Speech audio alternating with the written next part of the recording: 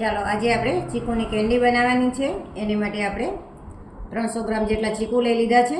ચીકુ આપણે આ રીતે ફ્રેશ અને તાજા હોય જ લેવાના છે અને વધારે કઠણ નહીં કે હાવડી લઈને એવા આપણે ચીકુ લેવાના છે. તો હવે આપણે આને સોલી અને સમારી લઈશું.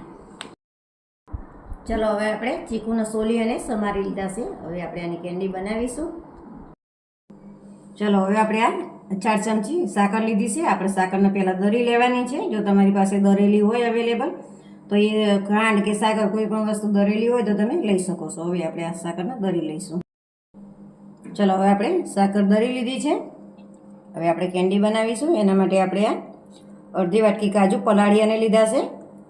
મેં અડધી કલાક પહેલાં ગરમ પાણીમાં પલાળી દીધા હતા. પાણી બધું કાઢી નાખવાનું છે, એકલા કાજુ જ નાખવાના છે. હવે આપણે આ ચીકુ નાખીશું.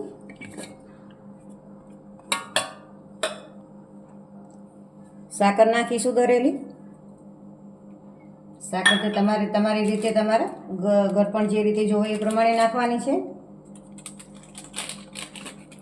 હવે આપણે આ મિલ્ક પાવડર નાખીશું. 10 રૂપિયાનું જે પાઉચ આવે એ આપણે આખું જ નાખી દેવાનું છે. આનાથી બરફ જામશે નહીં તમારા કેન્ડીમાં અને કેન્ડી બહુ સરસ બનશે.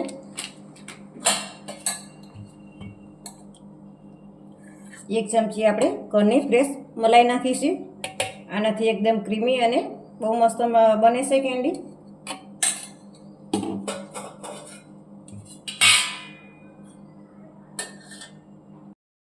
એક વાટકી આપણે ઠંડુ દૂધ નાખીશું. હવે આ બધી વસ્તુ આપણે પીસી લઈશું. ચલો હવે કેન્ડી બનાવવા માટે આપણે મોડ લઈ લીધો છે. હવે આપણે આ રીતે આ જે ચોકલેટી સિરપ છે એના આ રીતે થોડીક ડિઝાઇન પડે એ રીતે સાઈડમાં નાખી દેવાનું છે. એટલે બહુ સરસ આપણી કેન્ડી ડિઝાઇનવાળી બનશે. અને આ એકદમ ઓપ્શનલ છે. જો તમારી પાસે હોય તો તમે નાખી શકો છો. હવે આપણે જે આ બનાવેલું છે બેટર તૈયાર કર્યું છે એ નાખીશું. જો બહુ મસ્ત બન્યું છે અને એકદમ સ્મૂથ બહુ સરસ બન્યું છે. હવે આપણે આને ભરી લઈશું. ચાલો હવે આપણે આ બધા મોડ ઢાંકી અને મૂકી દઈશું ફ્રીજમાં. ચલો હવે આપણે આને 4 થી 5 કલાક માટે ફ્રીઝરમાં મૂકી દઈશું. અને મેં ઉપરથી જે ડેકોરેશન કર્યું હતું ક્રીમનું ચોકલેટી ક્રીમનું એ બતાવ્યું નહોતું. ચલો હવે આપણે મૂકી દઈશું.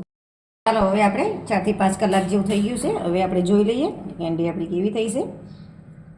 મેં પહેલાં નળ નીચે થોડીક વાર રાખી હતી એટલે આસાનીથી કેન્ડી છૂટી પડી જાય મોડમાંથી. જો આપણી બહુ સરસ કેન્ડી બની ગઈ છે. ચલો જો બહુ મસ્ત આપણી કેન્ડી થઈ ગઈ છે. જો તમે એકવાર આ કેન્ડી બનાવી અને ઘરે ખાઈ લેશો તો વારંવાર તમે આ કેન્ડી બનાવશો. તો તમને આ કેન્ડીનો રેસીપી વિડીયો ગમ્યો હોય તો લાઈક કરો, શેર કરો અને સબસ્ક્રાઈબ કરવાનું ભૂલતા નહીં.